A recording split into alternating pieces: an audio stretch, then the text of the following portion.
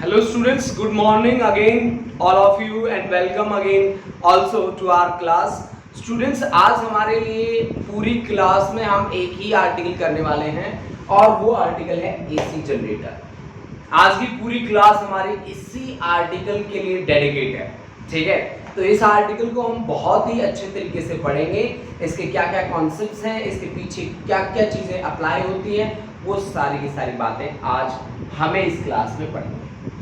हमारा कॉन्सेप्ट देखिए, हमारा कॉन्सेप्ट है जनरेटर, एसी जनरेटर। आपने देखा होगा जनरेटर तो वैसे, ठीक है, गांव में, आपके पिंड में, शहरों में, किसी भी आप बैंक के आगे चले जाओ, बड़े बड़े जनरेटर रखे होते हैं। आप अपने स्कूल में जहाँ पे पढ़ते हो वहाँ पे भी जनरेटर रखा होगा। जैसे ही लाइट जाती है वो जनरेटर ऑन हो जाता है और उसमें डीजल भी जलता है, यानी कि कहीं ना कहीं वो इलेक्ट्रिसिटी प्रोड्यूस करने का काम करता है। तभी तो जनरेटर ऑन करते हैं और पंखे आपके और एसी आपके चल पड़ते हैं। तो जनरेटर का क्या काम हुआ? जनरेट करना। किसको? इलेक्ट्रिसिटी को। अब इलेक्ट्रिकल एनर्जी को अगर जनरेट कर रहा है तो ऐसा तो है नहीं कि अपने आप से जनरेट कर देगा, क्योंकि law of conservation of energy कहता है कि एनर्जी को आप ना क्रिएट कर सकते हो ना खत्म कर सकते हो, बट हाँ एक फॉर्म से दूसरी फॉर्म में चेंज कर सकते हो। तो आपने कौन सी फॉर्म को कौन सी फॉर्म में चेंज किया, this is the most important thing. And generator we convert mechanical energy to electrical energy. Mechanical को इलेक्ट्रिकल में कन्वर्ट करने का काम करता है जनरेटर। बाकी आप लोगों ने जनरेटर को देखा ही है।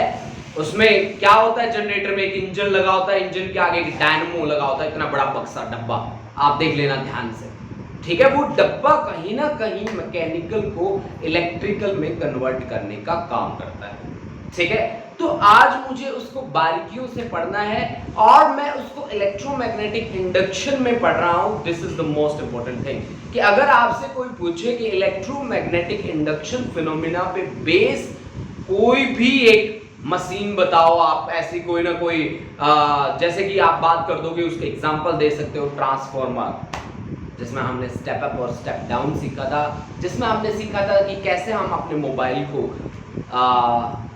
चार्जिंग करते हैं ना, रिचार्ज करते हैं, दोबारा चार्ज अगर वो डाउन हो जाए, रिचार्ज तो अलग होता है भाई, चार्जिंग करते होते हैं, ठीक है। तो वो वहाँ पे जो अडेप्टर लगता है उसमें भी स्टेप डाउन ट्रांसफॉर्मर लगा होगा। हमारे घरों में टेलीविजन, रेडियो, उनमें भी ट्रांसफॉर्मर यूज होते हैं और वो ट्रांसफॉर्मर होते हैं स्टेप डाउन, ठीक है। कहीं ना कहीं स्टेप अप भी लगता होगा, हाँ जी जरूर लगता है, स्टेप अप ट्रांसफॉर्मर लगता है। हमारे गांव की इलेक्ट्रिसिटी जो आती है उसके बाहर एक ट्रांसफॉर्मर लगा होता है, कहते भी है कि हाँ नया ट्रांसफॉर्मर लग गया, अब लाइट बिल्कुल ठीक आनी है। तो वो ट्रांसफॉर्मर क्या करेगा? स्टेप अप वोल्टेज को क्या करेगा? इंक्रीज कर देगा, वो कहलाता है स्टेप अप। और ये सारा का सारा खेल था नंबर ऑफ टर्न्स का।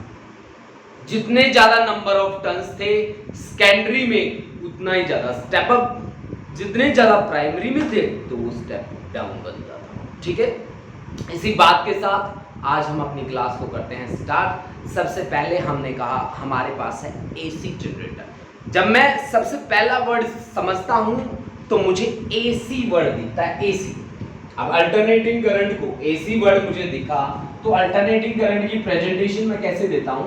मैं कुछ इस तरह से अल्टरनेटिंग करंट की प्रेजेंटेशन देता हूं, ऐसे, जिसमें एक बार वैल्यू मैक्सिमम, फिर जीरो, फिर मिनिमम, फिर जीरो, फिर मैक्सिमम, फिर जीरो, मिनिमम, जीरो, मैक्सिमम, फिर जीरो, फिर मिनिमम, इस तरह से। यानी कि पीरियोडिक मैनर में वो वैल्यू क्या होती जाती है? चेंज होती जाती है। यहां करंट को मैं कहता हूं कि I is equal to I nought sine omega t. I is equal to I nought sine omega t. अब आप ऐसी बात कहां यूज करते हो? अगर मैं आपको एग्जांपल दूं, मान लो मेरे पास ये कंडक्टर है, सिंपल सी भाषा में बात कर रहा हूं, ये मेरे पास एक कंडक्टर है, इस कंडक्टर को मैंने किसी एक्सटर्नल सोर्स से कनेक्ट किया, बैटरी से कनेक्ट किया, ये प्लस ये माइनस। यहाँ पे इलेक्ट्रॉन हमेशा जो एक्सेलरेट होगा वो towards the positive and he होगा। आपने जो बैटरी लगाई, इसका मतलब क्या है कि ये स्टडी रेट से फ्लो कराएगा, किसका? इलेक्ट्रॉन्स का, किसकी तरफ? Positive end of the conductor की तरफ। तो यानी कि यहाँ पे जो बैटरी में यूज कर रहा हूं that should be DC, direct current, DC voltage दे रहा है, ठीक है। अगर मेरे पास एसी होता तो क्या इसकी डायरेक्शन फिक्स होती? अब देखो आपके फील्ड की भी डायरेक्शन फिक्स है, करंट की भी डायरेक्शन फिक्स है। अगर मैं यहाँ पे डीसी सोर्स यूज करता तो क्या उसकी डायरेक्शन फिक्स होती? बिल्कुल भी नहीं होती।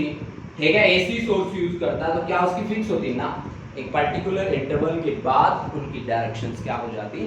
चेंज हो जाती। कि जरूरी नहीं था इलेक्ट्रॉन 24 आवर्स बेचारा इधर ही एक्सेलरेट होता रहे। ठीक है ना, अगर ये आप प्लस है ये माइनस है तो थोड़ी देर बाद ये माइनस होगा प्लस होगा, थोड़ी देर बाद फिर ये प्लस होगा माइनस होगा, फिर ये माइनस प्लस प्लस माइनस, इस तरह से वेरिएशंस क्या होती रहेंगी? चलती रहेंगी। किसके लिए? एसी सोर्स के लिए। एसी सोर्स के लिए। This is the difference between AC and DC. ठीक है, अब देखो हमने हमारे कॉन्सेप्ट में क्या करना है, एसी पीछे लगा है जनरेटर, तो मैं कहता हूं कि जनरेटर का यहां पे मतलब है मैकेनिकल एनर्जी को किस में कन्वर्ट करने वाला? इलेक्ट्रिकल एनर्जी में कन्वर्ट करने वाली मशीन। उसका नाम मैंने क्या लिखा? जनरेटर। ठीक है, तो AC generator off course AC current produce करेगा। तो मैं कहता हूं एक type of machine which converts, सबसे पहली बात, a type of machine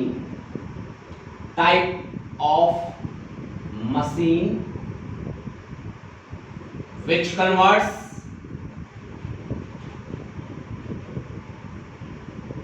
mechanical energy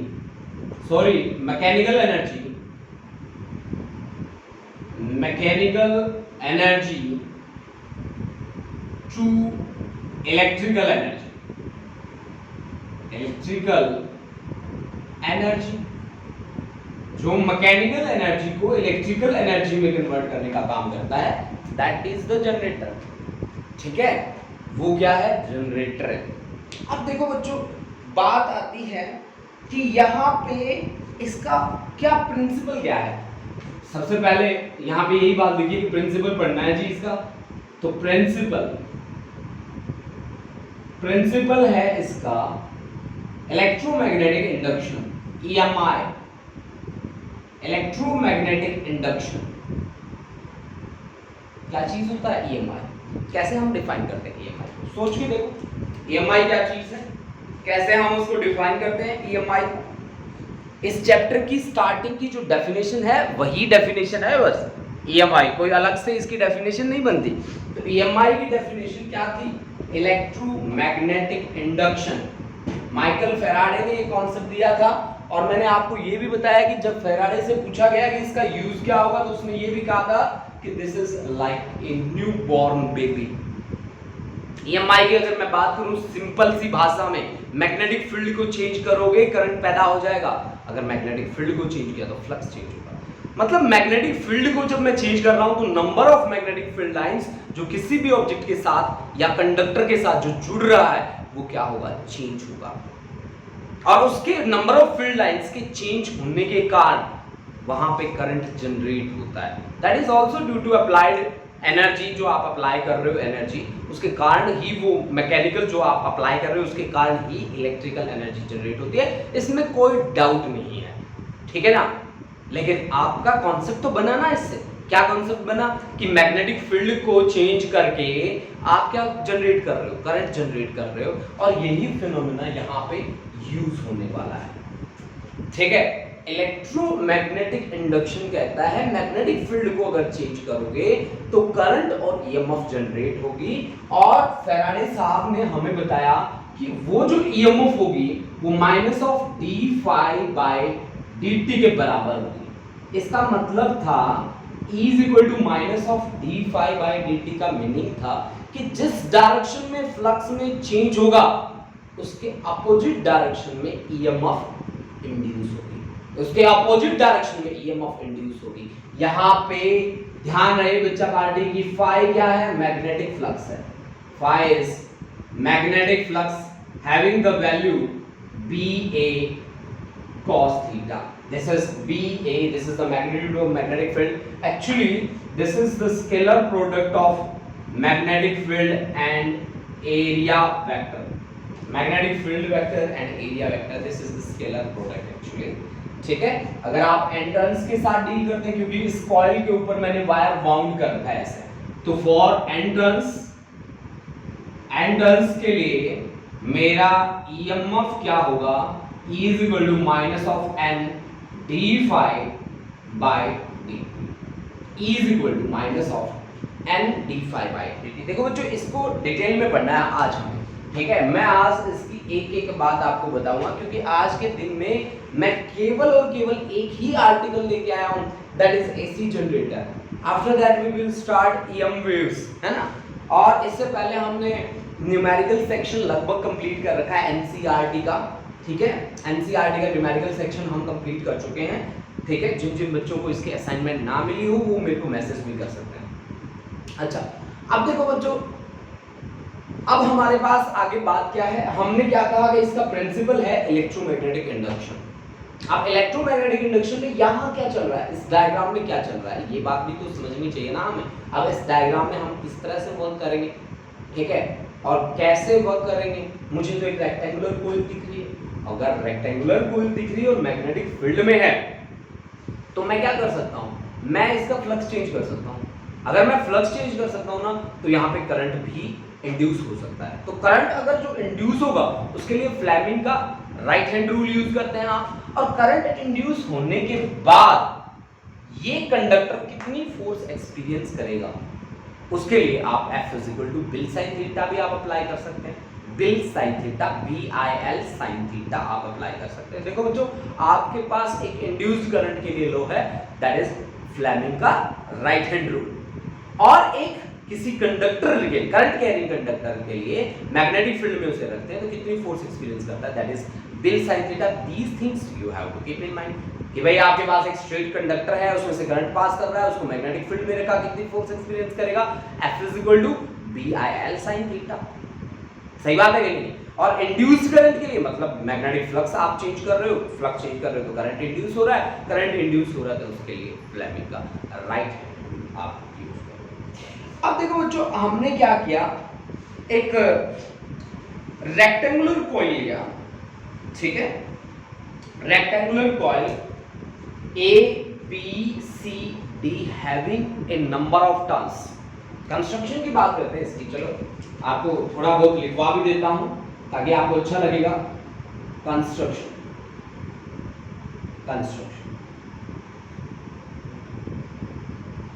here we use two strong magnets, two permanent strong magnets,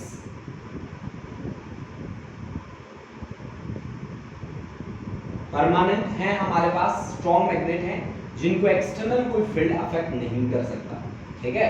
permanent strong magnets हमने यूज कर लिए हैं यहाँ पे, ठीक है। देखो, और इन परमानेंट स्ट्रॉन्ग मैग्नेट्स के बीच हमने रखा एक कॉइल, ए रेक्टेंगुलर कॉइल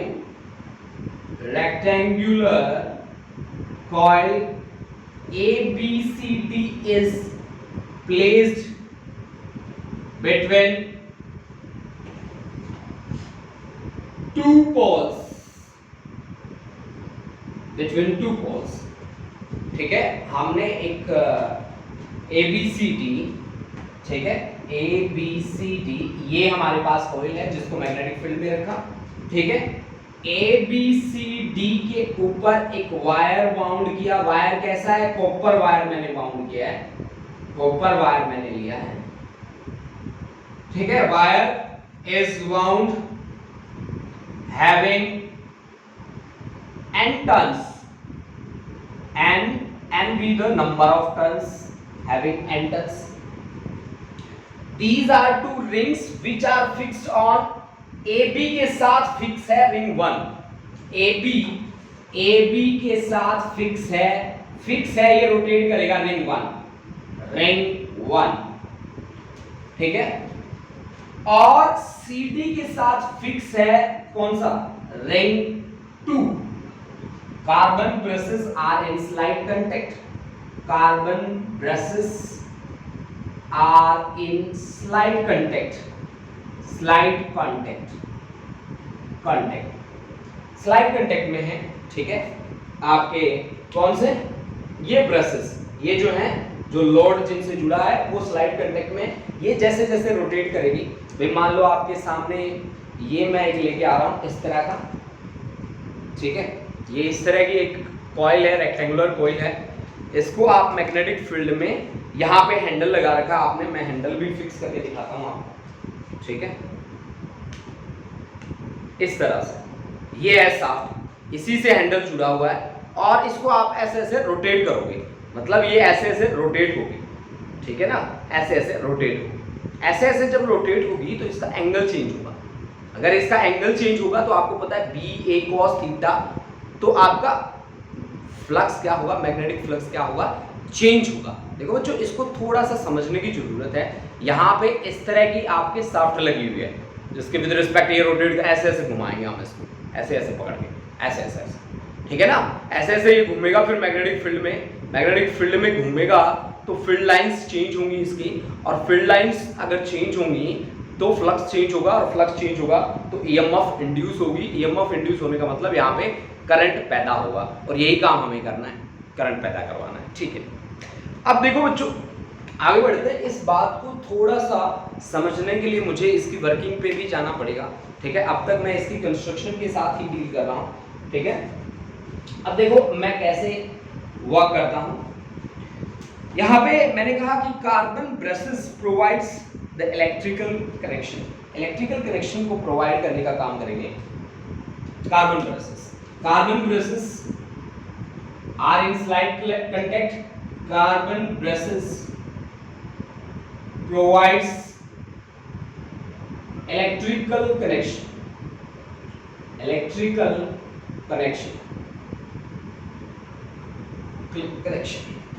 इतनी चीजें आप नोट करो। जैसे ही आपकी ये चीजें नोट हो जाती हैं मैं आगे बढ़ूंगा, और आगे बढ़ने के बाद मैं इसकी वर्किंग आपको समझाऊंगा। बहुत ही क्लियर हो जाएगा आपका पूरा कॉन्सेप्ट। अब तक तो आपका कॉन्सेप्ट एक थ्योरेटिकल बेसिस पे ही चल रहा है, अब हम उसमें वर्किंग ऐड करने वाले हैं, ठीक है। आपके पास 2 मिनट हैं। इन 2 मिनट्स में आप 2 मिनट्स में आप नोट कर सकते हो। मैंने आपको पहले भी कहा है कि आज के दिन के लिए मेरे पास एक ही आर्टिकल है, that article is AC generator. वही आर्टिकल मैं आपको करवाने वाला हूं, एक ही आर्टिकल पूरे दिन के लिए मेरे पास है। लास्ट के 10 to 15 मिनट्स में आपसे बातें करूंगा, ठीक है। आपके जो भी डाउट्स हैं वो मैं शेयर करूंगा, आपकी जो भी प्रॉब्लम आ रही है आपको पढ़ने में वो भी बातें मैं शेयर करूंगा। तो आज का दिन आपकी बातों के लिए, आपकी प्रॉब्लम्स के लिए रहेगा, ठीक है। ये आर्टिकल जैसे मेरा कवर होता है हम कमेंट बॉक्स में जाके खूब ढेर सारी बातें करेंगे, ठीक है। तो मैं इसको रब करने वाला हूं बच्चों। अब देखो इसकी वर्किंग पे बात करते हैं। हमने कहा कि जनरेटर क्या है, type of machine which converts mechanical energy into electrical energy. मतलब जनरेटर जो हमारे घर के आगे लगा पड़ा है वो हमें इलेक्ट्रिकल एनर्जी प्रोवाइड करता है, ठीक है। ये बात मुझे समझ में आ चुकी है। अब मैं बात करता हूं कि ये वर्क कैसे करता है। इसकी वर्किंग मुझे पढ़ना है, वर्किंग। देखो इसकी वर्किंग कैसे हम पढ़ेंगे। देखो बच्चों स्टार्टिंग करते हैं। मान लो मैं इसको हैंडल को ऐसे रोटेट कर रहा हूं, ऐसे रोटेट कर रहा हूं, ये बाहर की तरफ ऊपर उठती हुई आ रही है। मतलब ये अगर एक हाफ रोटेशन लेगी तो ए भी उधर चली जाएगी और सी भी इधर आ जाएगी। अब जब ये बाहर की तरफ आ रही है, ये बाहर की तरफ आ रही है, तो इसमें करंट किस डायरेक्शन में इंड्यूस हो रहा है। आप याद करो फ्लेमिंग के राइट हैंड रूल को, और वो कहता है कि मोशन किस डायरेक्शन में है, मोशन इस डायरेक्शन में है, और मैग्नेटिक फील्ड इस डायरेक्शन में, तो करंट किस डायरेक्शन में होगा इसमें। देखो भाई बच्चों ये मूव कर रहा है कहां, बाहर की तरफ, ठीक है ना, बाहर की तरफ। बाहर की तरफ इसकी मूवमेंट है मैग्नेटिक फील्ड में, और मैग्नेटिक फील्ड है आपके पास ये इस डायरेक्शन में, तो करंट की डायरेक्शन कौन सी बन गई, करंट की डायरेक्शन ये बन गई। यानी कि अब करंट की डायरेक्शन कौन सी है, ये वाली, यहां पे जो इंड्यूस हो, क्योंकि अगर ये बाहर जा रहा है ठीक है, अगर ए बी साइड आपकी इस तरह आ रही है, ए बी आपके पास ये है ए बी साइड, और ए बी साइड की जो रोटेशन है वो है कुछ इस तरह से रोटेट होके ये ऊपर की तरफ आ रहा है। तो आप देखो कि आपने फोर्स कहां पे लगाई और करंट की डायरेक्शन कहां पे बनी। देखो यहां पे बहुत बार हम पजल हो जाते हैं और रूल यहां पे अप्लाई कर देते हैं, जैसा कि हमने अभी आपको बताया, ठीक है, कि फ्लेमिंग का लेफ्ट हैंड रूल और राइट हैंड रूल हम दोनों अप्लाई कर सकते हैं यहां पर। ठीक है, लेफ्ट हैंड रूल में हमें फोर्स का पता है, हमें करंट का नहीं पता। ठीक है, फोर्स हम लगा रहे हैं, तो अगर हम मैकेनिकल फोर्स लगा रहे हैं तो फ्लेमिंग का लेफ्ट हैंड रूल यूज कर लो। मैकेनिकल अगर आप एनर्जी लगा रहे हैं, सॉरी यहां पे मैंने आपको शायद फ्लेमिंग का राइट हैंड रूल लगवा दिया, फ्लेमिंग का लेफ्ट हैंड रूल यहां पे यूज करेंगे हम। देखो मैंने फोर्स लगाई, फ्लेमिंग का लेफ्ट हैंड रूल लगाता हूं। मैंने फोर्स लगाई, ये ऐसे आया बाहर की तरफ, ये मेरा मैग्नेटिक फील्ड है, तो ये मेरे पास करंट होगा। सॉरी यहां पे आप इस ए बी को बाहर की तरफ लेके आ रहे हो। सबसे पहले मैंने कहा ए बी जो है वो ऊपर की तरफ आ रहा है, ए बी पे हमने फोर्स लगाई, कहां पे, बाहर की तरफ, आउटवर्ड डायरेक्शन, आउटवर्ड। ठीक है, अब आप यूज करो फ्लेमिंग का left hand rule. Using Fleming's left hand rule,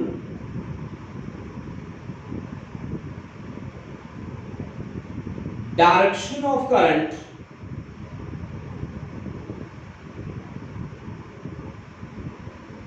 will be from, अब लेफ्ट हैंड का अगर मैं यूज करता हूं और मैंने फोर्स इधर लगा रखी है, मैग्नेटिक फील्ड मेरा इधर है, this is the direction of magnetic field, और ये मेरा क्या होगा, करंट होगा। तो मैं यहाँ पे मैग्नेटिक फील्ड की डायरेक्शन को भी रिप्रेजेंट कर देता हूं। This is the direction of magnetic field lines, this is the direction of magnetic field lines.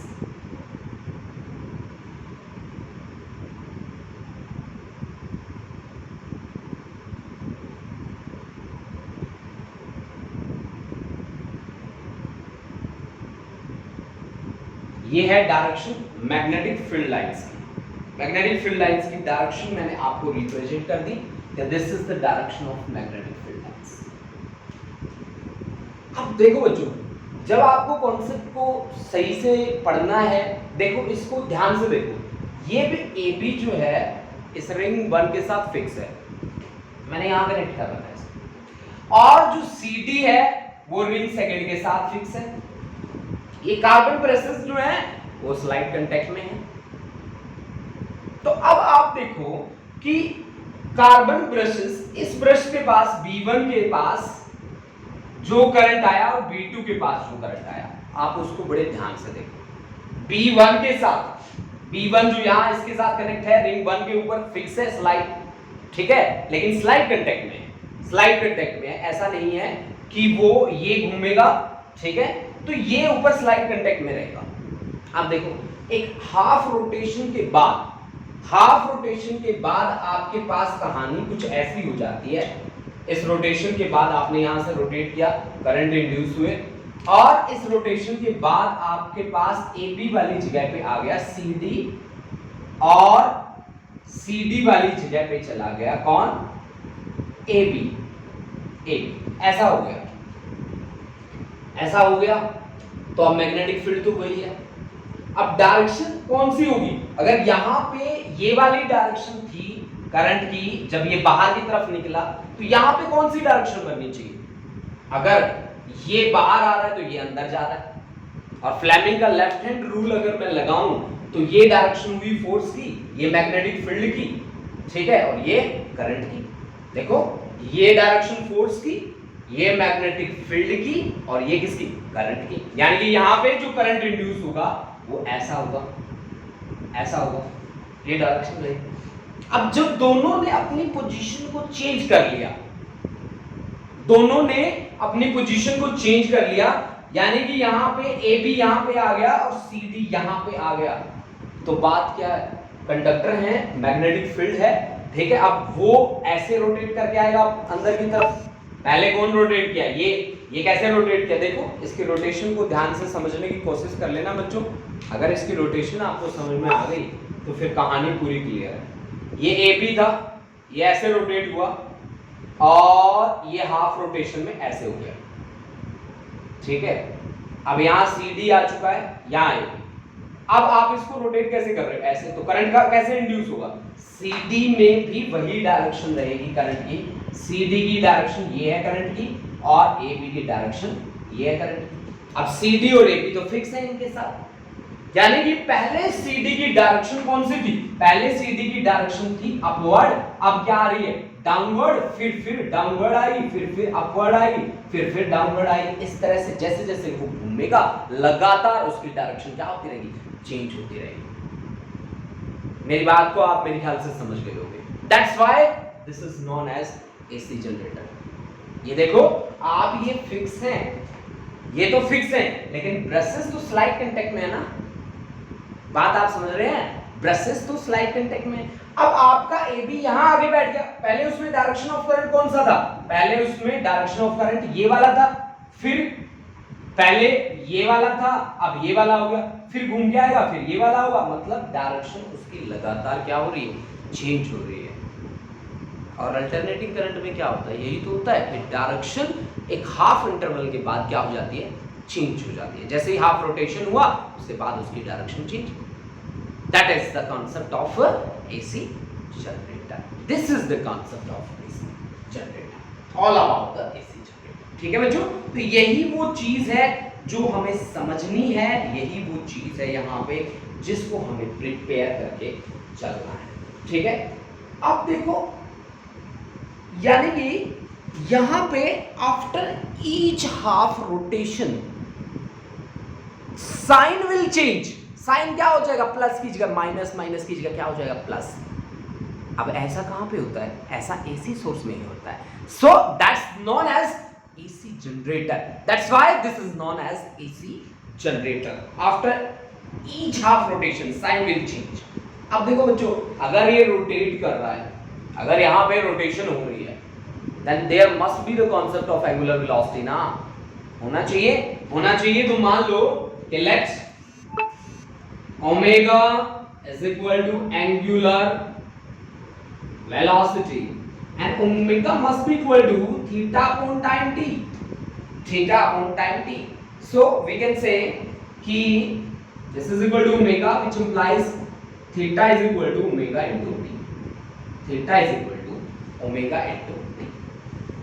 अब देखो आपके पास फ्लक्स कितना होगा, यहां पे अगर मैं फ्लक्स की बात करूं, total number of field lines इस कॉइल के साथ जो जुड़ा है that must be equal to, I think phi is equal to BA cos theta, यही तो वैल्यू होगी। फ्लक्स क्या होता है, flux is the scalar product of magnetic field and area vector. Magnetic field vector और एरिया वेक्टर की scalar product को हम क्या बोलते हैं, फ्लक्स बोलते हैं। That is the magnetic flux. Electric flux की अगर बात करी जाए तो स्केलर प्रोडक्ट किसका, इलेक्ट्रिक फील्ड का और एरिया वेक्टर का स्केलर प्रोडक्ट आपको क्या देगा, इलेक्ट्रिक फ्लक्स देगा। These are some basic things which we have to always keep in mind, है ना। अच्छा आगे बढ़ते हैं अपनी बात पे। हमें क्या चाहिए, हमें तो करंट चाहिए ना। करंट कैसे निकालेंगे हम, चलो बात करते हैं। देखो भाई बच्चों, करंट कैसे कैलकुलेट करेंगे हम। देखो मेरे पास अब है फ्लक्स से तो काम नहीं चल रहा ना, एंगल थीटा चेंज हो रहा है यहाँ पे। ठीक है, हमने ईएमएफ को इंड्यूस करने के तीन तरीके देखे थे। एरिया को चेंज करके तो मोशनल ईएमएफ आया था E = BL। मैग्नेटिक फील्ड को चेंज करके तो फैराडे का सेकंड लॉ था हमारे पास, फैराडे का फर्स्ट लॉ था, उसकी एक्सपेरिमेंटल प्रेजेंटेशन जो थी वो फील्ड को चेंज करके ही थी, नंबर ऑफ फील्ड लाइंस को चेंज करके थी या फील्ड को चेंज करके थी। और एंगल को चेंज करके आज हमने काम किया है, दैट इज एसी जनरेटर। ठीक है, एंगल को चेंज करके आज मैंने काम किया है। तो अब थीटा = ओमेगा * t आया, तो यहां पे मैं लिख सकता हूं this is BA cos theta की जगह cos omega t, that is equal to magnetic flux. अब अगर मेरे पास कॉइल है, ये वाली कॉइल है, इसके ऊपर आपने एन टर्न्स दे रखे वायर के, इतने वायर आपने लपेट रखे हैं इसके ऊपर, ठीक है ना। अगर आपने वायर लपेट रखे हैं एन टर्न्स के लिए, तो टोटल फ्लक्स कितना होगा, phi t is equal to n ba cos omega t. This is total magnetic flux associated with the coil. Associated with the coil. This is total magnetic flux associated with the coil. अब मुझे क्या चाहिए, मुझे EMF निकालना है बच्चों। और EMF का क्या फॉर्मूला बनेगा मेरा, कि EMF होगा मेरे पास, EMF is equal to number of turns n और d phi by dt। Number of turns को हमने यहाँ पे भी लिख रखे हैं, मत लिखो चाहे, is equal to minus of d phi by dt। अब phi की वैल्यू नंबर ऑफ टर्न्स यहाँ मेंशन कर रखे हैं, इसलिए रख दिया है इसको, minus of d by dt of nba cos omega t, nba cos omega t। ठीक है भाई, आपके पास EMF आने जा रही है। अगर EMF आ रही है तो करंट बहुत आसानी से आप निकाल सकते हो, बट आपको रेजिस्टेंस का पता होना चाहिए, ठीक है। अगर आपको रेजिस्टेंस का पता है तो EMF को आप बहुत आसानी से निकाल सकते हो। देखो भाई, इसका डेरिवेटिव लो, इसका डेरिवेटिव लोगे तो E इज इक्वल टू बन जाएगा माइनस ऑफ NBA, को का डेरिवेटिव नेगेटिव होता है तो माइनस माइनस प्लस कर देता हूँ पहले ही, cos का होगा हमारे पास sin ओमेगा t और into omega, sin omega t into omega. ठीक है भाई, पेन ने स्याही छोड़ दी है, हमारे हाथ हो चुके हैं बिल्कुल लाल। अब हम थोड़ी कर देते हैं सफाइयाँ, ठीक है जी। देखो भाई, NBA sin ओमेगा t और इनटू ओमेगा, यानी कि मेरा कॉन्सेप्ट बन चुका है NBA ओमेगा और sine omega t. NBA B magnetic field है, A एरिया है, ओमेगा एंगुलर वेलोसिटी है और sine omega t angular frequency भी आप कह सकते हो। तो EMF E is equal to मेरे पास ये आ गया, ठीक है। अब मेरे को करंट चाहिए, करंट चाहिए तो मैं क्या करूँगा, मेरे को पता है पहले से करंट क्या होता है, करंट होता है EMF डिवाइड बाय रेजिस्टेंस। अगर मेरे को पता है तो फिर काहे का घबराना है भाई, ठीक है। फटाफट से अपना कॉन्सेप्ट है लगाना और फाइनल रिजल्ट है आपको बताना, और उसके साथ ही हमारी बातों का सिलसिला शुरू होगा जिसमें हम ढेरों सारी बातें करेंगे, ठीक है। बट क्या है भाई, बातें करेंगे, ठीक है। अब देखो मेरे पास EMF क्या आया, EMF आया मेरे पास NBA ओमेगा और साइन ओमेगा टी। अब EMF से काम नहीं चलेगा, अब कहता है कि करंट भी बता दो हमें, तो हमने भी कहा पहले तुम ये बताओ कि मैक्सिमम वैल्यू क्या है इसकी, है ना। चलो मैक्सिमम वैल्यू की बाद में बात कर लेंगे, पहले हम कहते हैं क्या कि करंट, यहाँ पे जो करंट होगा I, that is EMF divide by resistance, और EMF की वैल्यू है NBA omega divide by R sin omega t। Now current will be maximum. Now current I will be equal to I naught if sin omega t की value क्या है plus. बच्चों मैंने बताया ना आपको हमेशा कि sin ओमेगा t है या sin थीटा, मतलब कोई भी sin थीटा या cos थीटा है, sin थीटा या cos थीटा है, उसकी मैक्सिमम वैल्यू प्लस 1 होती है और उसकी मिनिमम वैल्यू कितनी होती है, -1। This thing you have to keep in mind, है ना, कि साइन की मैक्सिमम वैल्यू +1 होती है, मिनिमम वैल्यू -1 होती है। इसी तरह से कोस की भी मैक्सिमम वैल्यू +1 होती है और मिनिमम वैल्यू उसकी कितनी होती है, -1 होती है। ओके, अब देखो हमने क्या कहा कि I is equal to I nought, तो I की जगह रखेंगे I नोट और sin ओमेगा t की जगह रखेंगे हम क्या, 1, then NBA omega upon R और उसकी वैल्यू 1, यानी कि I नोट की वैल्यू ये आ गई। So I is equal to, हमारे पास करंट कितना आया, I is equal to I nought sin omega t। This is the current produced in rectangular coil ABCD। यही वो करंट है जिसको हम ढूंढ रहे थे, जिसका हमें कब से था इंतजार, वो घड़ी आ गई है भाई, ठीक है। और वो घड़ी हमें कहती है कि करंट की वैल्यू हमने आपको बता दिया, that value is I is equal to I nought sine omega. ठीक है बच्चों, तो इसी के साथ हमारा आज का आर्टिकल एसी जनरेटर कंप्लीट होता है। और इसी के साथ हम नेक्स्ट जो हमारा रहेगा EM वेव, उसकी भी स्टार्टिंग की तरफ जा रहे हैं। अब तक हमने स्टार्ट नहीं किया उसको, उसकी स्टार्टिंग की तरफ हम जा रहे हैं। तो अब मैं सभी बच्चों के व्यूज़ लेना चाहता हूँ, हमारी क्लासेस कैसी चल रही हैं, ठीक ठाक चल रही हैं कि नहीं चल रही। ठीक है, जिन बच्चों ने डायग्राम नहीं बनाया अब तक वो डायग्राम भी बना लेंगे, तब तक अपने कमेंट्स जरूर दें और पॉजिटिवली हमारी क्लास के साथ जुड़ें। जितना ज़्यादा पॉजिटिव होकर आप जुड़ेंगे इन क्लासेस में, उतनी ही ज़्यादा बेनिफिशियल आपके लिए क्लासेस होने वाले हैं। और जितना ज़्यादा आप नेगेटिव होगे उतना ही ज़्यादा आप अपना लॉस कर बैठोगे। तो अपना लॉस नहीं करना किसी भी बच्चे को, बी पॉजिटिव और एक पॉजिटिव एनर्जी के साथ, एक बहुत ही ज़्यादा आप बोलते हैं ना कि पॉजिटिविटी के साथ आप जुड़ो इन क्लासेस में और अपने लेवल को और भी ऊपर उठा के लेके जाओ। ताकि सबसे बड़ी प्राउड की बात टीचर के लिए यही होती है कि आप लोगों का रिजल्ट बहुत ही अच्छा है। ठीक है, हमारे लिए भी बहुत प्राउड हम फील करते हैं कि हाँ जी हमारे बच्चों का ये रिज़ल्ट आया। तो मैं चाहता हूँ कि इस साल भी हमारे बच्चों का रिज़ल्ट बहुत ही अच्छा है, जैसे पीछे काफ़ी अच्छा रिज़ल्ट आया था हमारा, तो ऐसे ही रिज़ल्ट हमारा इस साल भी आए। तो बच्चों कमेंट सेक्शन में आ जाओ, बातें कर लेते हैं आप लोगों के साथ। ठीक है, आपके कोई भी सजेशन है वो आप सजेशन दे सकते हो आप मुझे। ठीक है, अगर आपकी कोई डाउट्स हैं तो वो डाउट्स भी बता सकते हो, आपसे आपके टाइम टेबल के बारे में anything related to the physics subject आप मेरे साथ शेयर कर सकते हो। आ जाओ बच्चों, कमेंट सेक्शन में आ जाओ बच्चों, और कमेंट सेक्शन में आके आप अपनी बातें शेयर कर सकते हो। ठीक है,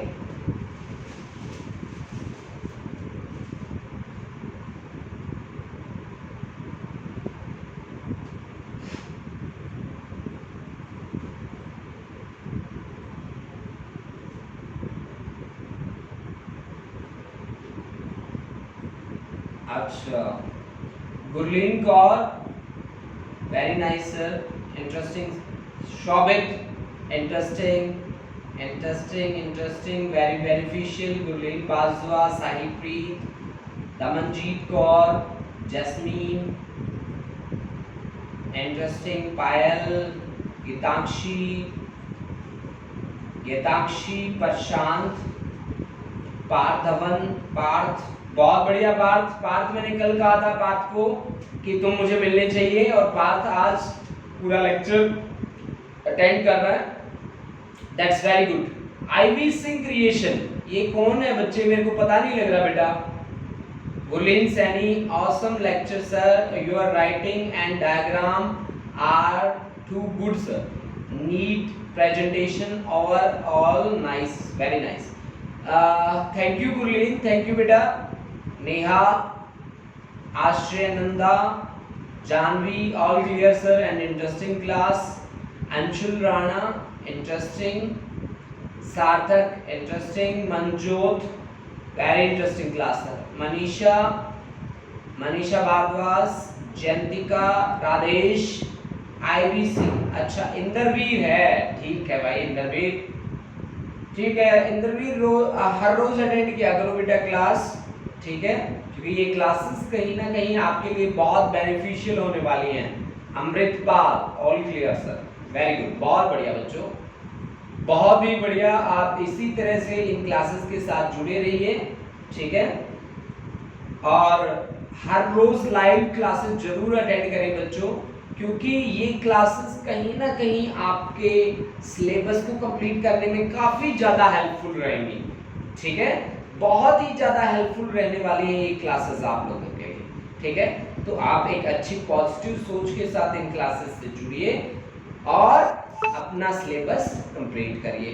ठीक है, उसके बाद हम रिवीजन बैच भी चलाएंगे और उन रिवीजन बैच में भी आप लोगों को ऐड करेंगे। ठीक है, तो इसी बात के साथ मैं आज अपनी क्लास यहीं पे करता हूँ समाप्त। ठीक है, और मिलते हैं कल नेक्स्ट डे। तो इससे भी ज़्यादा बच्चे कल की क्लास में होने चाहिए। ठीक है, मैं यही उम्मीद करता हूँ आप लोगों से कि आप में से ज़्यादा बच्चे इस क्लास में जुड़े। हरसिमरन कौर, थैंक यू बेटा, थैंक यू हर्षप्रीत कौर, हर्षप्रीत बहुत बढ़िया बेटा, आज आपने लाइव क्लास अटेंड करी या आप तो रेगुलर ही करते हो, खैर ठीक है। जो बच्चे आज पहली बार आए हैं, जिनको मैंने कल कहा था, ठीक है, वो बच्चे रेगुलर रहे बेटा, ठीक है। हर्षिता, दमनजीत, गीतांशी, गुरलीन सैनी, किरणदीप कौर, सभी बच्चों को एक बार फिर से मेरी तरफ से बहुत बहुत धन्यवाद और मिलते हैं नेक्स्ट क्लास में नए चैप्टर के साथ, नई बात के साथ। थैंक यू बच्चों।